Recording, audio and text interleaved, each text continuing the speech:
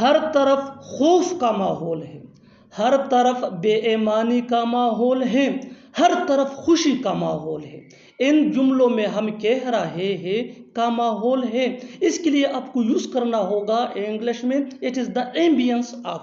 آئیے complete structure دیکھتے ہیں۔ It is the ambience of plus object plus other words. اچھی طرح سمجھنے کے لیے کچھ مثالیں دیکھتے ہیں۔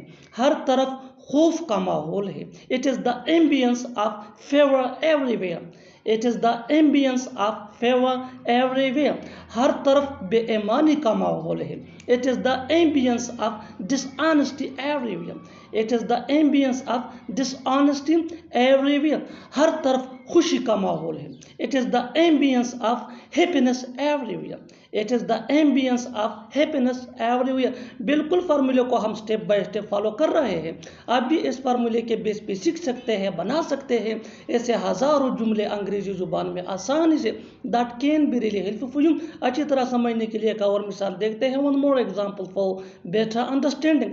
ہر طرف دکھ کا ماحول ہے، ہر طرف دکھ کا ماحول ہے، it is the ambience of sadness everywhere، it is the ambience of sadness everywhere۔ اور آخر میں یہ سینٹنس آپ کے لیے کامنٹ سیکشن میں اس کا جواب ضرور دینا۔